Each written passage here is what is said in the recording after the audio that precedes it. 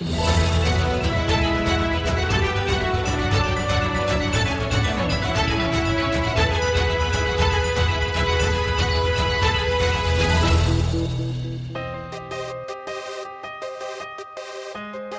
atento y cordial saludo a audiencia de Voz Andina Internacional. Este es un nuevo capítulo del programa Diálogos Universitarios. Hoy contamos con la presencia aquí en nuestra cabina biblioteca de David Castellanos, quien es docente de nuestra universidad, área de gestión, y además es una personalidad muy vinculada a Equifax, una entidad privada que hace mucho por la ciudadanía y por la economía ecuatoriana. Ya lo vamos a conocer. Así que, David, muchas gracias por aceptar la invitación y bienvenido. ¿Cómo está? Gracias, Ramiro. Qué gusto poder acompañarnos esta mañana y siempre grato de poder compartir con la universidad y, bueno, en este espacio de diálogo creo que es muy importante. Siempre a las órdenes. Bien, acaba de circular, de emitirse la publicación más actualizada, como es el barómetro del crédito en el Ecuador. ¿Por qué surge este barómetro que ya tiene varias ediciones y que se hace en conjunto entre Equifax y la Universidad Andina Simón Bolívar? David, por favor. Bueno, Ramiro, es importante comentar que vamos por nuestra segunda edición de trabajo en conjunto y para poder un poquito poner en contexto, básicamente son ya casi 4 años hacia atrás que nació esta idea, ¿no? Un poquito ahí en consonancia también con el tema de la pandemia en el año 2020, donde desde el lado de la academia y desde el lado de Equifax se vio la necesidad de exponer información al público, tanto para los hacedores de política pública, privada, académicos y público en general, el contar con información fresca vista de otra óptica que permita dar un entendimiento de qué tipo de personas están accediendo al crédito en el Ecuador, cuáles son aquellos detalles que no generalmente a veces se los ve cuando uno habla solo de volúmenes de colocación de cartera o habla de una tasa de mora. Por atrás hay realidades, por atrás conocemos que hay personas a nivel de género, a nivel de rango etario, a nivel de zonas geográficas donde viven, a nivel también de condición socioeconómica. Bueno, esos y muchos otros datos más son los que se han pretendido amalgamar en esta publicación, en esta construcción en conjunto con la academia, a fin de generar un tema de un entendimiento, primero, que permita un debate y segundo, conocer, como había mencionado, cuáles son estos rasgos, ¿no? Y a través de esa información, como bien señalaba, se puedan tomar políticas, medidas, construir decisiones con todos los actores que conforman el sistema financiero nacional. Importantísimo.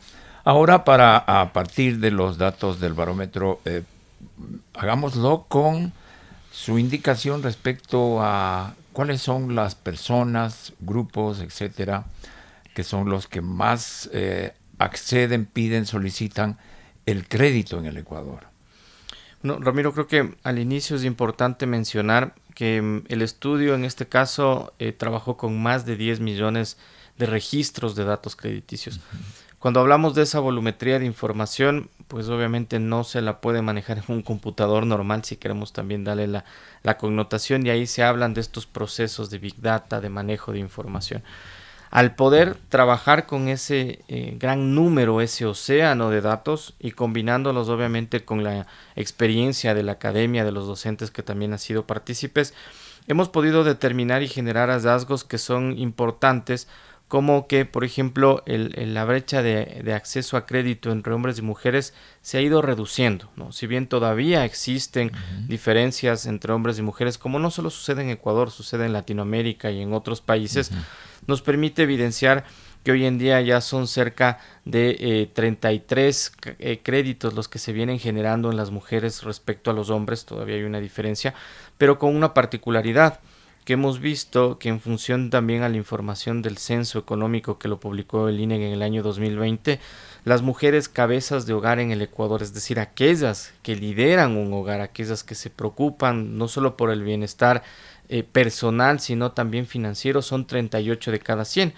¿Qué permite entender eso? Cuando hicimos un poco ese acople desde la parte socioeconómica y desde la parte crediticia, entender que estas mujeres van a seguir demandando crédito.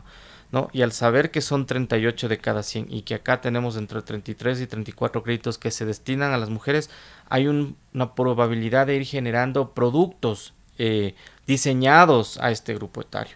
Entonces ese es un primer hallazgo que nos permite definir, bueno, el producto tradicional como conocíamos anteriormente está bien, pero si abrimos un poco y entendemos cuál es la realidad del Ecuador, tenemos que ver que estas mujeres que son emprendedoras muy probablemente trabajan en la parte de microcrédito, muy probablemente no tienen ingresos permanentes, muy probablemente es una población de mayor riesgo. Bueno, ¿cómo llegamos a ellas? Con herramientas digitales, ¿cómo llegamos a ellas con educación financiera? ¿Cómo llegamos a ellas para lograr que ese sostenimiento del hogar se realice? ¿Y a través de qué? Justamente del crédito. Muy interesantísimo este dato. ¿Significa eso respecto a la connotación que usted nos da? O más bien dicho, ¿cuál es la connotación?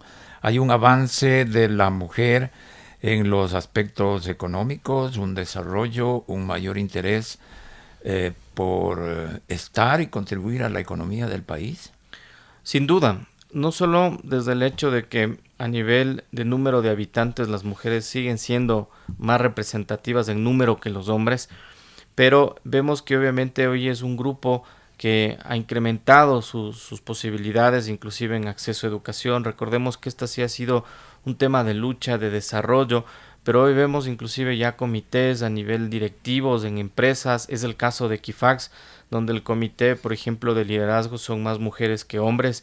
Eso muestra obviamente esos cambios y esa importancia y relevancia que tiene la mujer. Ahora, el tener herramientas para su desarrollo, para que crezcan financieramente y tengan nuevas oportunidades, viene desde el crédito. Entonces, al entender que hoy en día ellas acceden y que con un dato que habíamos visto también, que básicamente antes de entrar a un crédito se hace una consulta, ¿no?, para poder igual acceder.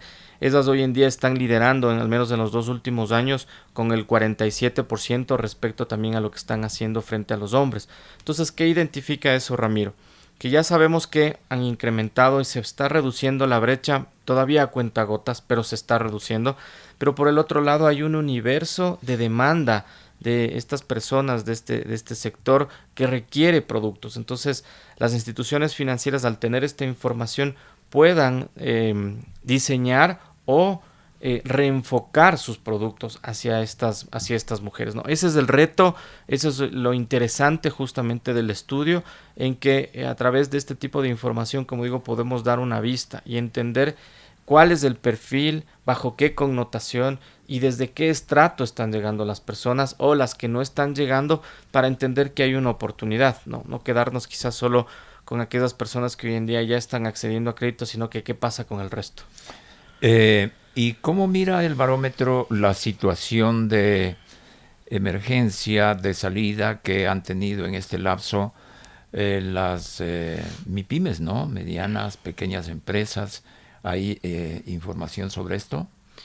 Bueno, de forma transversal, mencionando justamente que son mujeres cabezas de hogar, sobre eso podemos inferir que son mujeres emprendedoras. Al ser mujeres emprendedoras, todavía no podríamos hablar de una empresa per se, pero sí de microemprendimientos, de esas personas que necesitan ese capital semilla, ese capital base para poder igual trabajar. Del otro lado, esto se complementa también, Ramiro, con un estudio que también tuvo la oportunidad de realizar Equifax años atrás, de entender cuáles son los grupos más afectados por el chulco, las prácticas agiotistas, el crédito informal, y justamente eran las mujeres cabezas de hogar. Entonces se replica que al ser ellas las que más acceden a crédito informal en condiciones no adecuadas, con todas las vicisitudes que esto representa y los riesgos, también ahora son el grupo que más empujan el acceso a crédito. Entonces, de eso vemos una oportunidad, entendiendo que la tasa inclusive de emprendimiento en el Ecuador más o menos es del 60%, es decir, 6 de cada 10 personas están buscando emprender, dado que tenemos apenas 33 de cada 100 personas que hoy son empleadas adecuadamente. El origen de cómo logro generar quizás empleo o oportunidades para esa sociedad que hoy, por distintas razones económicas, políticas, no quisiera entrar en esa línea, simplemente no tienen oportunidades. Entonces hay que entender y ver cómo generamos herramientas, y como repito, el estudio revela estas particularidades, ¿no? Y la idea es poder seguir profundizando a futuro. Claro que sí. Ahora, ustedes trabajan con la mayor parte de la data proveniente de la Superintendencia de Bancos, ¿es así? Sí, la información viene básicamente de algunos aportantes, por así decirlo, desde el lado de Equifax.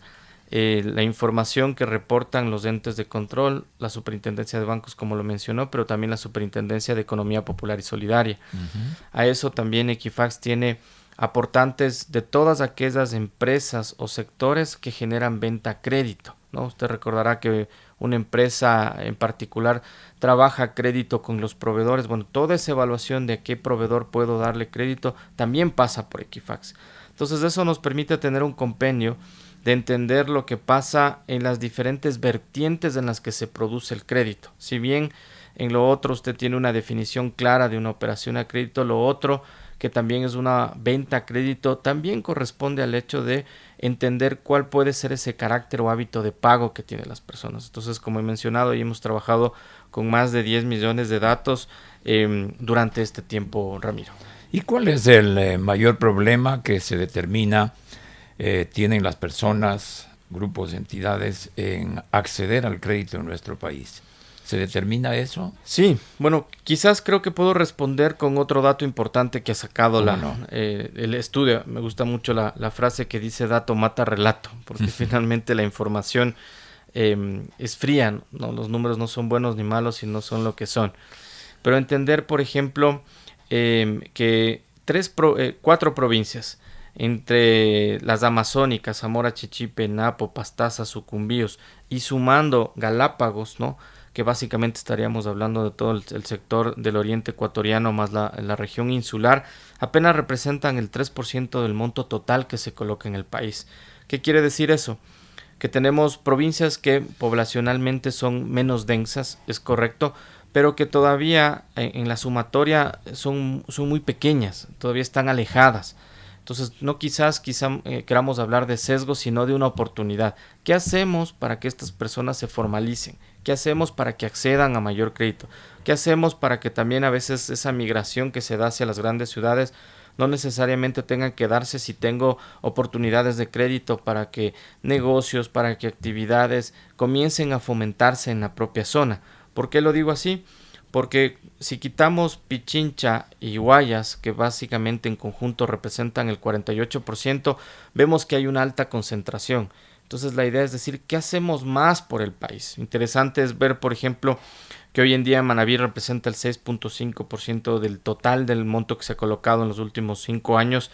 El análisis está hecho entre el año 2019 y el año 2023. Y que en el caso de la SOAI es del 5.5%.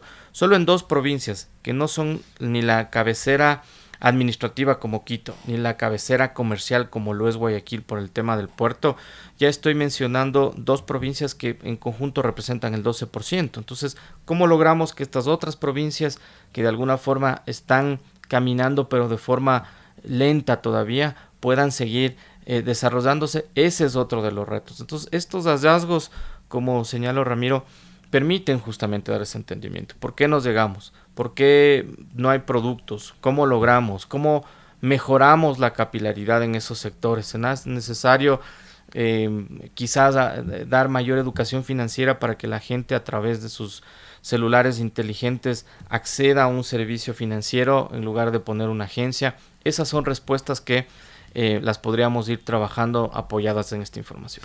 ¿Qué ramas, qué actividades son las que más aspiran, acceden, solicitan el crédito en el país? Bueno, tradicionalmente está el sector comercial, a sabiendas de que es la actividad principal en el Ecuador, sobre todo por la facilidad inclusive y rotación que esta puede brindar. Después vemos también un tema de agricultura pensándolo en la famosa agroindustria. ¿Y por qué quiero mencionarla desde esa forma? Porque la agricultura no solo es el sembrar el producto y cosecharlo, sino que es sembrar el producto, cosecharlo, aprovechar su mejor oportunidad, darle un valor agregado, empaquetarlo y venderlo al mercado local o exportarlo. Ahí terminamos toda la cadena. Entonces, dentro de toda esa cadena hay más de 200 o 300 actores que se intercalan dentro de este proceso. Entonces, estas industrias, al recibir crédito, generan, por el otro lado, empleo. Al generar empleo, reducen los niveles de pobreza. Al reducir los niveles de pobreza, permiten que las personas mejoren la calidad de vida y maximicen su capacidad financiera. ¿A qué llevo todo esto? Que esto se vuelve un círculo virtuoso, ¿no? Pero que obviamente tiene que irse expandiendo, hay que irlo sembrando y sobre todo me parece importante potenciarlo con política pública. Por favor, David, ¿cuáles son otros 2 datos, hallazgos que se hacen en el último estudio del barómetro de acceso a crédito en el Ecuador y que usted quisiera resaltarlo ahora en esta conversación? Algo que se ha hecho bastante eco es el tema de entender, Ramiro, que la población soltera, ¿no?, es la que está accediendo más a crédito que los casados. Y uno podría decir, cuando salió ese dato, bueno, me parece un poco raro, ¿no? ¿Por qué, no? ¿Por qué? Pero hay un cambio importante que nos dio la pandemia. A veces cuando uno se pone a hacer una reflexión, la pandemia si bien trajo mucho dolor, pero también trajo muchas oportunidades y generó un cambio de chip en las personas. Hoy por hoy no necesariamente las personas se casan, pero sí desarrollan un hogar, ¿no? Entonces nosotros, al ver la información que se reporta a través del registro civil de si son casados o no, hacemos una diferenciación. Por eso puede haber muchas personas que nos estén escuchando que no necesariamente estén casadas, pero que vivan en conjunto. Bueno, esas 2 personas que viven en conjunto, pero que a través de cedulación no están casadas, cada uno puede tener un crédito. Entonces, estos casos se multiplicaron desde el tema de la pandemia y las personas, al tener y haberse acelerado productos digitales, hoy en día podemos tomar diferentes aplicaciones en tiempo real, tenemos botones de pago, bueno, un sinfín de cosas que la pandemia aceleró por el propio hecho de no poder salir, permitió que este grupo etario fuera el que más empiece a acceder. Entonces vemos que prácticamente el 55% de los créditos se están dirigiendo a esas personas que por el otro lado, si usted revisa el Ecuador en promedio, según lo que dijo el INEC, más o menos es una población que tiene 26 años, una población joven, ¿no? Esta población joven, ¿qué es lo que generalmente busca, Ramiro? Emprender, estudiar, desarrollar. No necesariamente ahora ya quieren ser las personas que estén empleadas en una sola empresa por 20 o 30 años, sino que quieren tener diferentes actividades. Entonces, eso explica también mucho la necesidad del crédito. Pero por otro lado, como me decía algún otro dato importante, a mí me gustaría también destacar no solo el hecho de los millennials, ¿no?, que más o menos en esa proporción están accediendo, sino también es el entender, por ejemplo, poblaciones como los baby boomers. Los baby boomers son personas que nacieron entre 1946 y 1964. Se le considera la generación plata. Este es otro hallazgo importante porque hemos visto que en promedio más o menos entre un 13 y un 14% de los créditos se siguen destinando a esa población. Ojo que estos datos que se los analizaron con Equifax todavía no tienen la información que ya existe del BIES, sobre todo porque la información se liberó en noviembre del 2023 y nosotros cerramos la información a diciembre. Había muy poco tiempo para incorporarla, pero vemos que, por ejemplo, en las cooperativas 18 de cada 100 operaciones se dirigen a ese sector. Y si usted revisa o vemos quién es la generación plata, es de esa generación que pensamos que ya ha trabajado o ha dado sus años de servicio, pero que en otras latitudes, si uno se va a Europa, en los que se hablan que inclusive la tasa de fecundidad se ha venido reduciendo, son estas personas las que hoy en día permiten también mantener la actividad económica. Y en el Ecuador se vuelven una posibilidad. ¿Por qué? Porque vemos del otro lado que son personas que todavía pueden seguir emprendiendo, que todavía generan crédito, que todavía generan negocio. Entonces, el hecho también de pensar cómo logramos que estas personas sigan accediendo a servicios financieros, porque si lo vemos en números generales, 15% quizás en números agregados, no es un número despreciable de cada 100. Muy importantes datos estos. Quisiera complementarlo viéndole desde el otro punto de vista. En el sistema financiero, ¿quiénes lideran el otorgamiento, en cambio, de los créditos? Bueno, en ese caso, los bancos privados son aquellos que tienen mayor representatividad o capilaridad, la podríamos decir, desde el propio hecho de la cartera de crédito, ¿no? Más o menos estamos hablando de casi unos 45,000 millones de dólares versus las cooperativas de ahorro y crédito que manejan unos 22,000 millones de dólares. Entonces podremos ver que hay una diferencia de 2-1. Ahora, cuando uno ve la concentración o la mayor participación también en cartera, hay que ver también qué tipos de productos ofrecen.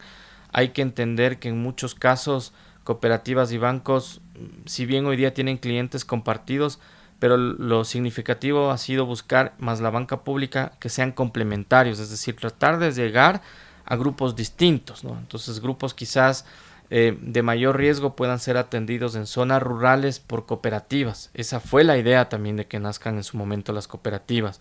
¿Por qué? Porque por temas inclusive a nivel de costos, bancos no podían llegar, entonces estas instituciones eran las llamadas a complementar. La banca pública, ir hacia otros segmentos en donde, por ejemplo, hay mucho riesgo por tema de cambio climático, heladas, inundaciones. Entonces lo interesante es con estos datos otra vez entender si esas necesidades de complementariedad se están dando o se han dejado de atender. Entonces aquí hay un dato, como le mencionaba, el ver que provincias, sobre todo del oriente, tengan en conjunto más Galápagos un 3% de representación del total entregado, sí nos hace pensar, ¿no?, que de cada $100 que se entregan en el Ecuador, 3 se destinen a 5 provincias. Es como que, ¿qué más podemos hacer, ¿no? ¿Cómo podemos lograr que estas provincias en el Ecuador crezcan? Turismo, actividades de comercio, muchas otras cosas que podrían permitir también que esas personas que tienen una situación económica complicada, en lugar de emigrar, se queden en sus pueblos, en sus parcelas, y tengan la oportunidad de seguir trabajando con un crédito. David, gracias. Quisiéramos averiguarle cómo está el acercamiento que tiene Equifax con la ciudadanía, cómo están las puertas abiertas respecto a información, certificados, otros documentos que ustedes puedan otorgar a los posibles o ya usuarios de créditos en el país. Bueno, Ramiro, primero comentar que Equifax va a seguir trabajando con la universidad en proyectos de este tipo, posiblemente inclusive en algunos otros estudios, porque hay una sinergia importante y es a veces difícil irla construyendo, pero se la ha logrado. Del otro lado, también desde mi lado procuramos mucho ir sacando información más corta, no a nivel de estudios, que permita seguir alimentando, entender, por ejemplo, cuál es el perfil de una mujer tarjetaviente en el Ecuador. Entonces, entender que la mujer que accede, por ejemplo, a una tarjeta de crédito en Guayaquil y en Quito no es igual. A pesar de que nos separen 490 kilómetros de distancia, no son iguales. Hay distintas condiciones, obviamente desde la capacidad de pago, desde la formación financiera. Con eso venimos trabajando y generando estos insights potentes, ¿no? Y en cuanto a información, pues Equifax siempre ha sido una empresa que ha buscado contribuir con la información obviamente relevante para los distintos actores en función a las necesidades. Y en cuanto a reportería, hoy en día uno ya puede encontrar inclusive a nivel de apps los reportes como los comentamos para poder analizar la salud financiera. Ahí le pongo un ejemplo, Ramiro. Generalmente a veces las personas, y creo que los ecuatorianos más, cuando nos duele algo recién vamos al médico, ¿no? Pero cuando ya estamos en una condición a veces convaleciente, y no procuramos tener un chequeo una vez al año, donde uno se haga una examinación completa, ese ABC que lo comentan, y determinen, bueno, cómo estoy y cómo puedo enfrentar el año para poder ir mejorando. Esa es una práctica que también la pandemia cambió. Las personas hoy día lo hacen para ver qué vulnerabilidad tienen ante cualquier nuevo efecto o virus que pueda salir.